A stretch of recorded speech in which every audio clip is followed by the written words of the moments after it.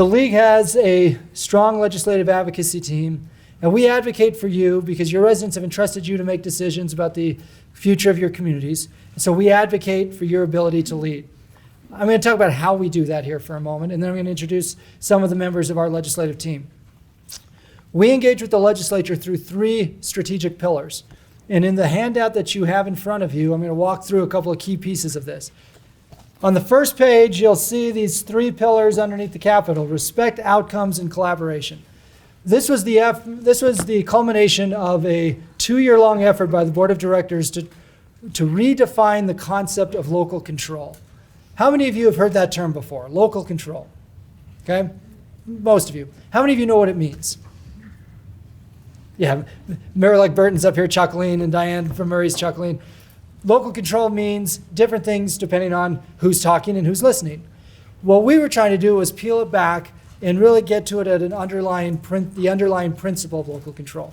And the first key pillar of that is respect. We want the legislature to respect the role of city governments, and by extension, we respect the role of the state government. There are certain constitutional requirements of local government, and there are certain constitutional and statutory requirements of the state government. And there are times where they intersect, and there are times that they're in conflict. So we try to prevent those conflicts as much as possible, and then when those conflicts do take place, which happens, then we try to come back to whose role is it?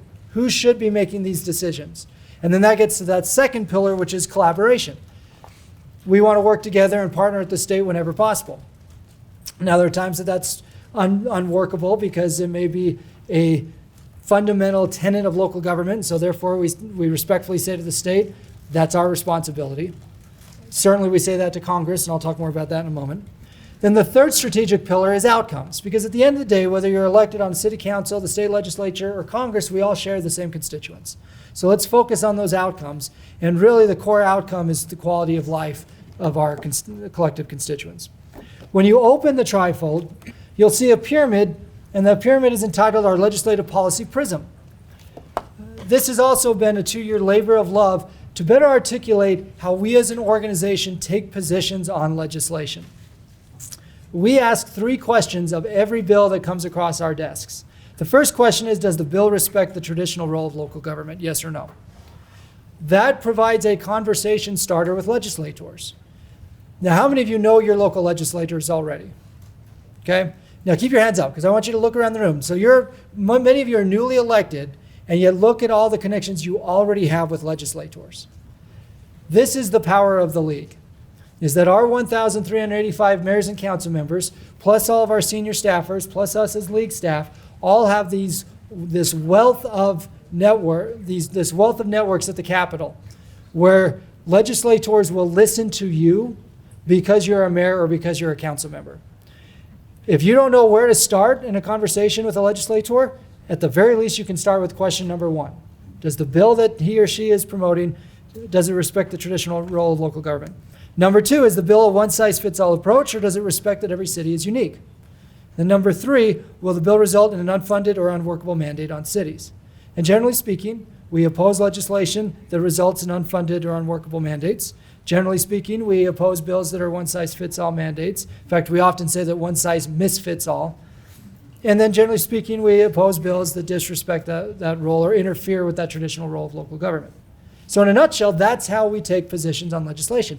And the converse is the same. We support legislation that respects your role as cities and empowers you to lead. Let me give you an example of how that actually works in practice. Okay? How many of you saw that tax reform took place in a special session this week? Okay? Yeah, most of you did. Let me give you a quick history lesson for those of us who lived through it. So I see Kate and Tom Hansen and Cliff and others who were around for the last few months as we agonized over tax reform. Back during the 2019 legislative session, and I should note, the legislative session is only 45 days long. It's the shortest annual session in the country. But that doesn't mean the legislative advocacy is only 45 days long. Oh, that were the case. It is a year-long effort for a 45-day pressure cooker. During the third to the last week of the session, the legislature introduced House Bill 441. And within that 200-page bill, it came out on a Wednesday night, within that 200-page bill, there were major consequences on local sales tax. Sales tax makes up, on average, about 1/3 of a city's budget statewide. And House Bill 441 contemplated some changes that would have affected every municipal budget in the state. What was tricky about 441 is that we couldn't calculate if there were going to be positive changes or negative changes because the bill kind of kept moving. We knew there would be ripple effects from state tax reform, and we were raising those concerns to legislators. So we as staff analyzed it. One of our ledge team members is Roger Tu, who's a former tax commissioner, former head of ledge research. This upcoming session will be his 42nd session, so he's had more sessions than I've had years on this earth. He and I analyzed that bill all night so we could be ready Thursday morning at 8 a.m. to present on it to our members. We had cities across the state who were notifying us, this is what we predict the impact's going to be on our budget. We brought it to our policy committee on the following Monday. We as staff and our officers, the 5 who I mentioned before, met with the governor's office and legislative leadership to negotiate the different aspects of the bill. And ultimately, the legislature and the governor decided to pause and not move forward with House Bill 441. Everything I just described happened in about a week. And on top of that, there were all the other bills that we were working on. But it was the input we got from cities about what the impact was going to be that really helped carry the day from our perspective on House Bill 441. They pressed pause, and it went into the interim. And the interim is that glorious 320 days in between legislative sessions. They held 8 open houses around the state. Our board of directors attended each one and spoke at each one. City leaders from Richfield to Spanish Fork met with legislative leadership and legislators to explain the potential impact. In fact, one thing that was really neat from this whole experience was I was at the open house in Moab, and there were city leaders there from Blanding, Green River, Moab, Castle Valley, and others. I was there with them. And the task force on several occasions said, we didn't realize how unique the sales tax issues are in southeastern Utah compared to the rest of the state. And it was the city leaders, with coordination from the league, who brought that point to the forefront. I'll give you another example. There was a task force meeting in Roosevelt, and I was there with the city manager of Vernal, a council member from Roosevelt. There were a few other elected officials there. The mayor of Roosevelt was there. And a legislator at the end of the meeting was asked, what did you learn from this meeting? And he scoffed, and he said, I've learned that the Utah League of Cities and Towns is very well organized. I think he meant it as an insult. We took it as a badge of honor. Because we did have city leaders raising those unique circumstances with legislators. Well, fast forward to this past Thursday night, and all of the problematic aspects of House Bill 441 were not included in that special session bill. So all things being equal, that bill was a successful effort from the league lobbying team to make sure that your municipal budgets were not going to be adversely affected by the bill. That's one issue. And I could have spent hours talking about that one issue, but it's one of the many issues we work on. So I want to introduce a couple of my colleagues from the legislative team, Carson Eilers, who's a legislative research analyst, and Wayne Bradshaw, who's our policy director, to talk a little bit more about our outreach and how you can get involved. I mentioned the term LPC. We're going to tell you what that LPC is and how each of your cities has a voice within that organization. Before I turn it over to Carson and Wayne, there are a couple of members of our ledge team that aren't with us this morning. One is Roger, who I referenced. The other is John Hiskey. John has over 40 years of municipal government experience, is also part of our lobbying effort. And then we're hiring another individual to fill our Director of Government Relations position. I started my career at the League as a legislative intern in 2006. Then I became what Carson is. Then I became the Ledge Director, the Government Relations Director, and now I've been the Director for the last couple of years. So for better or for worse, we live, breathe, and drink, and sleep, and everything else, legislative advocacy. But really our success at the Capitol is because of your involvement. So with that, Carson and Wayne, I'll turn it over to the two of you. I'll leave that for you. Thanks, Cameron. So Cameron mentioned that the legislative session in Utah is 45 days long. This past 45 days, the legislature considered in total around 846 bills. That's not including different variations of the same bill. That's just a total number of bills that were put on agendas and debated on. The League tracked 362, almost half of the total amount of bills. Almost everything you do in municipal government there is some kind of legislation that would impact that to some degree. Now, those degrees vary. For example, a legislator might want to say, I think cities should have this additional responsibility. I'd like to empower them to do that. Vice versa, another legislator might say, hey, I don't think cities should be having this power anymore. Let's take it away. And so everything in between we get to handle and deal with. So just to give you kind of an example, we have this kind of constant challenge in trying to categorize how we deal with all these bills. There's a number of new issues that pop up every day as technology advances and as the world changes. But just kind of off this list, looking at gravel pits, that was a really high profile bill where there's been some conflicts in different municipalities between the gravel pit operators and expansion and cities. And so we spent the last year working with the gravel pit operators to come up with some kind of compromise language to address the immediate concerns, then to create a framework to move going forward. Transportation is a constant challenge. As you know, funding is a major challenge, not just in your communities, but for the entire state. So rather than just going up and asking for appropriations, we try to sit down with city leaders and state leaders and say, what models of funding work? Is it just local option taxes? Where can the state contribute? How does transit fit in? How do we fund rural communities? And so we try to create a framework to address all those problems. So what you'll notice, we are expecting a couple of these same issues to be popping up again. There are some of these problems that are never really solved. They're not necessarily a problem with local government, but they're a problem that local governments have to face and that the state has to face. And so they're one of these areas of constant convergence. So a couple of these issues might be, you'll notice that gravel pits is back up there. That's an issue that'll be ongoing for the next couple of years. Land use is difficult because it's really technical, as you all will either know now or will soon learn, but that's an area where we actually work with the Property Rights Coalition to figure out, to sit down with them and negotiate language to address some of these really complicated and controversial subjects and address them in a smart way and try to find a solution that works for everybody. And with that, since we're a little short on time, I'll throw it over to Wayne to talk about how you can get involved. Like we keep saying, the strength of the league is you. We do our best, but we don't have subject matter experts on all of these things on staff. And so we really rely on cities to be able to tell us how these bills affect you. And Wayne will talk about how you can get involved and how you can be part of these discussions and help guide the whole state along with your communities. Thanks, Carson. So I'm sure as you look at the list that was before and the ones that's up right now, I'm sure there are issues that you care about or are reasons why you ran for the office that you ran for. And if you remember only one thing from my presentation, it's that we do want to hear from you. So we try and create a lot of methods and processes to allow you to communicate to us as league staff how we should work on specific pieces of legislation. So the first and most important one is our Legislative Policy Committee. We refer to it as LPC. And this is the body that largely directs how we take positions on specific legislation. So every municipality has 3 members on our Legislative Policy Committee that can vote. Everyone is welcome to attend, but those 3 members within your municipality will vote on legislation and direct our policy.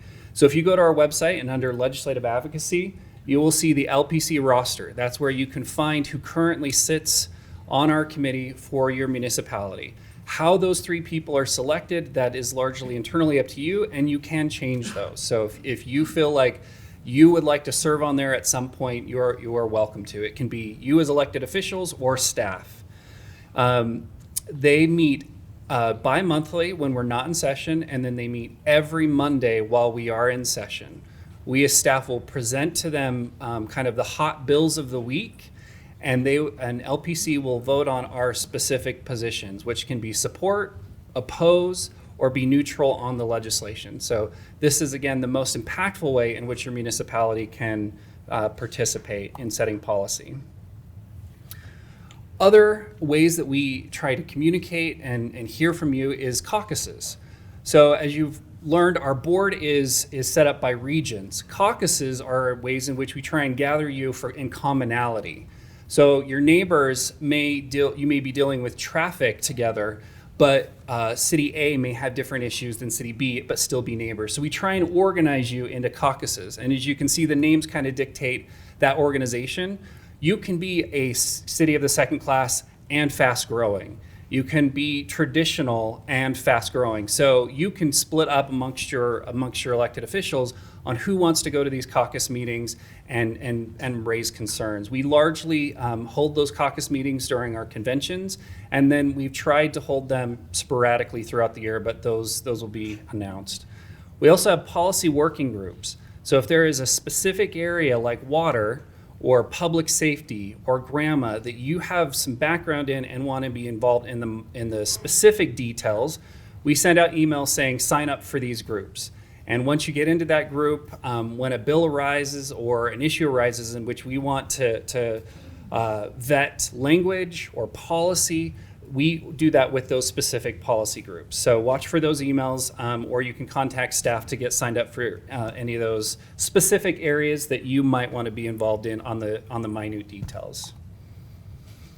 And then finally, we invite you to always participate in any of the events that we organize. The one coming up quickly is our Day on the Hill, Local Officials Day on the Hill. It'll be on January 29th. You can sign up through our website. Our conferences are in April in St. George, and then our annual conference is September 23rd through 25th in Salt Lake City.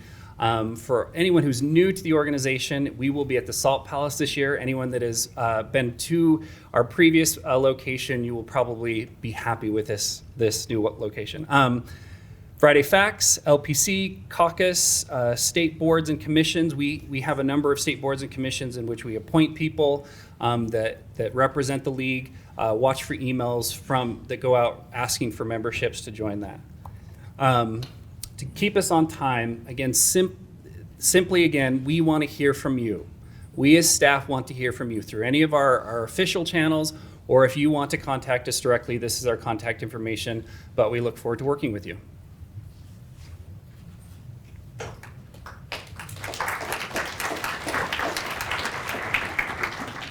As you can see, the legislative effort can be all-consuming, and you have a phenomenal team that represents your interests up at the Capitol. There are ways you can engage with us during the upcoming session, and then, as Wayne indicated, come the spring, when we have our spring conference in St. George and the caucus meetings, that's your chance to say, hey, I have this idea that I'd really like to see the league consider. And you can bring forward ideas in that way. Are there any questions about just the overall structure of legislative advocacy that people want to ask us?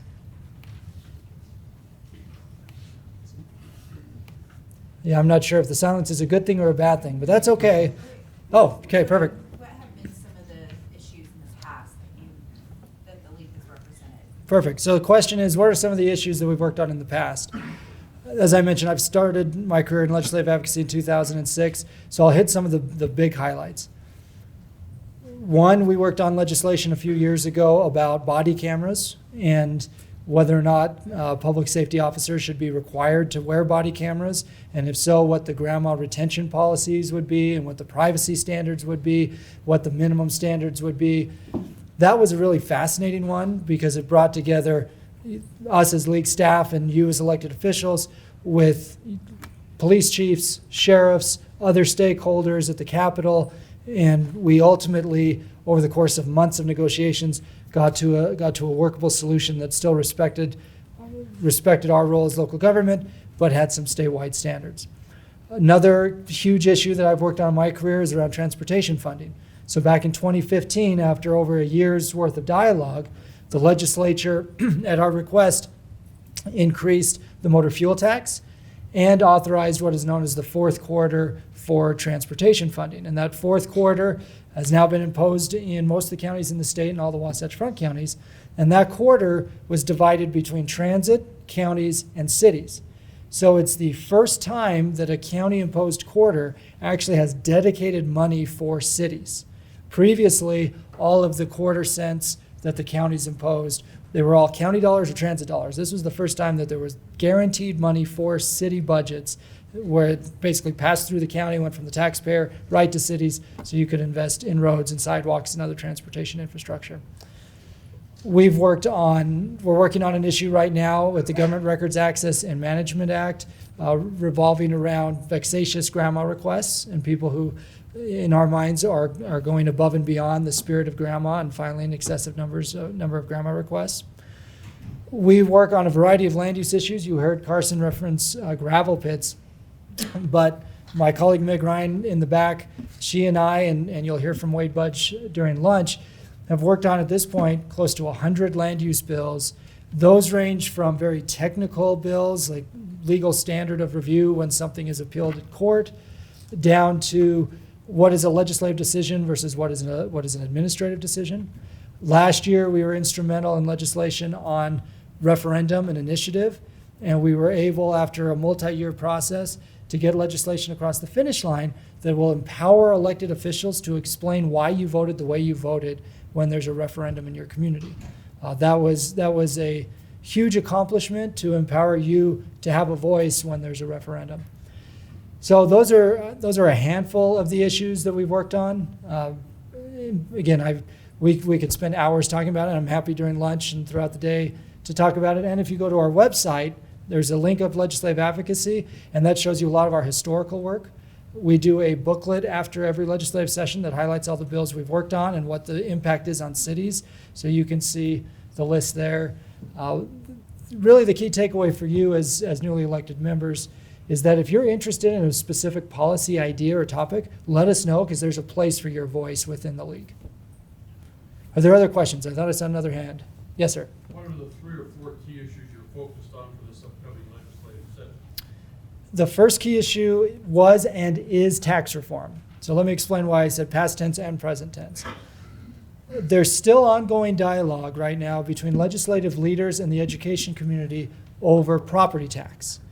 Property tax makes up, on an average city's budget, about 22% of your revenue. So anytime the legislature is looking at property tax, that's a conversation that we are very interested in. Tax reform this past Thursday reduced the income tax, put food back in the sales tax base for the state base, but was silent on property tax and was silent on the constitutional earmark around income tax. Utah's the only state that dedicates all income tax dollars to education, and we expect the legislature will put that on the ballot in 2020 for voters to potentially repeal. Part of that negotiation could include changes to truth in taxation and property tax. I keep emphasizing the word could because we get mixed messages from the legislature about it, but I think there will still be dialogue around taxes. In addition, there are going to be discussions around transient room tax. That was not part of tax reform in the bill on Thursday, but has been part of the dialogue for the last few months, as well as transportation user fees to help fund transportation. You know, Provo City's actually been a leader in that area of trying to have a local mechanism to help pay for local transportation needs. What the state did on Thursday was create a temporary funding mechanism for the state to help with transportation. Locals were not included in that. In our negotiations with them, we said, we get you want to go in that direction, but we want your support for us to have an additional flexibility for a local user fee for transportation. And the good news is they didn't say no. And for those of you who are veterans in the room, you know that the legislature usually says no. In this case, they didn't say no. They wanted to have that dialogue. So the first piece is tax reform. And the second piece is water. Wayne Bradshaw is the point person on water. Do you want to take a moment and just 30 seconds, a couple key issues on water? Sure. As many of you know, with growth, the conversation around water always happens. There are currently 20 bills that have been filed that impact water. And so we track those, and some of them will not have any impact, and some of them could have significant impact. And we will continue to monitor them and work with the sponsor of the legislation. One example is secondary metering. So if you have pressurized secondary metering in your community, there was a bill last year that started off saying we mandate that you have to start metering that water. That did not pass, but we anticipate that bill is coming up again. And so and the reason it may be good policy, and it has worked in a number of municipalities, but as you look at our principles, the mandate saying you have to add meters and we are not going to help you with the cost is a real issue for our municipalities. And so we try and communicate that and stop legislation that will have that negative impact. So it should be an exciting year for water. The third issue I'm going to categorize as population growth. many of these water bills are coming from that umbrella. I'm going to focus on land use and potential legislation that we're going to see because of the conflicts that are occurring that are just natural with population growth. The conflict between existing residents and future residents. Carson mentioned gravel pits. We've been negotiating all year with the gravel pit industry. We're not yet at yes. We're hoping we get to yes before January 27th when the session starts. Additionally, last year the legislature passed a bill with our support that called on cities to update your general plans to include a plan for moderate income housing. We expect additional dialogue around cities planning for a variety of housing types. The good news with that bill that passed last year is that the vast majority of our cities are complying with that bill. Cities have really done a remarkable job since the last legislative session complying with that bill, which makes our job easier at the Capitol to go say, legislature, you don't need to step in because municipalities are taking the responsibility and managing it in a responsible fashion. Well, one potential dialogue that's out there, it's not a bill yet, but fits within this land use context, is a discussion around whether or not the state should be able to punish cities if city elected officials make a decision that's inconsistent with what either the state wanted or potentially what the local ordinance may or may not have said. That's a line in the sand type issue for us as we strive to defend your ability to govern. So that's within that overarching issue of land use. Again, we're going to track more than 200 bills, and the value of you coming every week to the LPC and getting on the Friday Facts email list is that we'll send you a daily email during the session so you can see what's going where. We track every bill we follow on our website, and it's public so you can see it and you can see which ones are the priorities. We do everything in our power to communicate with you and make sure that you can communicate back with us to provide feedback through that 45-day session. Are you willing to share anything that's happening with the deliberations with the gravel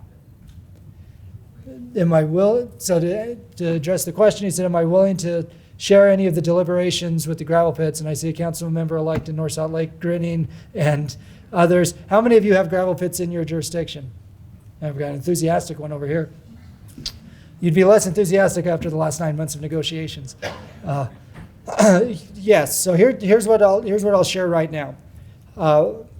We've had a work group that's consisted of city attorneys and elected officials from our side, and gravel pit operators and property rights advocates on the other side. We've been meeting a couple times a month for the last 9 months since the last session ended.